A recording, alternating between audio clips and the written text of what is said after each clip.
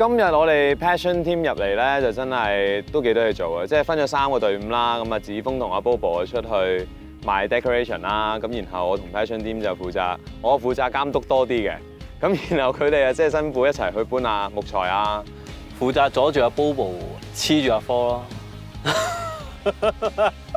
其實係負責同阿 Bobo 出去一齊揾啲裝飾品嘅，咁所以我哋喺嗰條街度見到有啲乜嘢就買咩啦。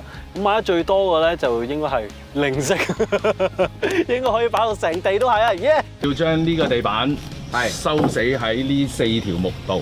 可以坐喺塊板度。哇！上翻木工堂咁啊，大哥。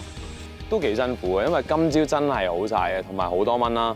咁但係嗰個過程入邊咧係覺得又幾爽喎！即係我成日覺得男人咧係對於建築呢樣嘢係有一份熱誠啊嘛，即係你一上手你就好想繼續做咯。咁所以就算熱出晒汗都冇問題嘅。其實而家只不過係見到一間樹屋嘅形成嘅啫，咁我哋即將就會見到成間樹屋啊！我哋都覺得好開心能夠幫到參賽者去實現佢哋嘅夢想。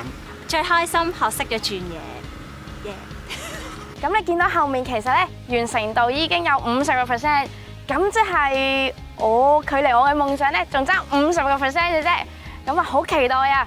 希望咧間屋起完之後咧，真係可以容納得到我啦、科啦、Bobo 啦、David 啦，同埋我哋 Passion Team 嘅同事啦，一齊可以喺間樹屋裏面咧開翻個 party。係啦，唯一擔心就係頭先 David 都有講到，就係佢發現起屋嗰個位咧，就啱啱有呢啲枝節喺度。咁但係我哋首先嘅原則就係唔傷害棵樹，又可以有一個有瓦遮頭嘅地方俾阿 Bobo 玩就得啦。